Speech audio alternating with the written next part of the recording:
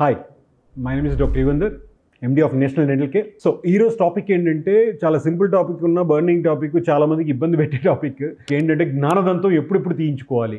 జ్ఞానదంతం అంటేనే భయపడిపోతుంటారు, ఎందుకంటే అదొక మైనర్ సర్జరీ అని చాలామంది ఫీల్ అవుతుంటారు. దాని గురించి భయపడాల్సిన అవసరం లేదు. సరే, ఏ టైంలో జ్ఞానదంతం తీయించుకోవాల్సిన అవసరం ఉంది? జ్ఞానదంతం అనేది ఎప్పుడు తీయించుకోవాలంటే, జ్ఞానదంతం అనేది అన్నిటికీ అంటే కూడా చివరిగా లాస్ట్లో ఉన్న పన్ను.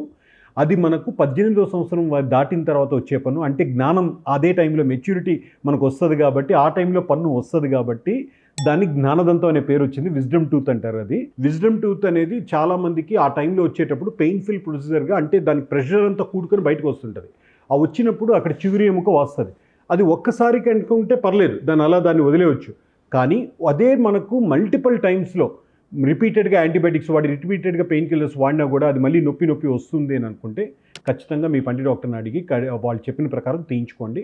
రెండో పాయింట్ ఏంటంటే, మీకు అక్కడ చుట్టూ మాటికి అక్కడ పన్ను చుట్టూ అన్న చిగురంతా కూడా వాసిపోయి రెడ్డిష్ అయిపోయి చిగురు మాత్రం నొప్పి వస్తూ ఉంటుంది, తిన్నటువన్నీ ఇరుక్కుంటుంటాయి. ఆ టైంలో కూడా మల్టిపుల్ టైమ్స్ రిపీటెడ్గా వచ్చింది అని అంటే మాత్రం పన్ను తీయించుకోవడం అన్నిటికంటే బెటర్. అక్కడ మీ జ్ఞానదంతం, ఎందుకంటే జ్ఞానదంతం తినడంలో పాల్గొనదు, చూడడంలో కనిపించదు. సో అందువల్ల 100% భాగాలు అది తీయించేసుకోవడం బెటర్. అది అలాగే ఉండడం వల్ల తిన్నవి ఇరుక్కుని ముందర పన్ను కూడా డ్యామేజ్ అయ్యే ఛాన్స్ ఉంటుంది. ఓకేనా? Thank you. అర్థమైంది అనుకుంటాను. Respect your dentist, trust your dentist.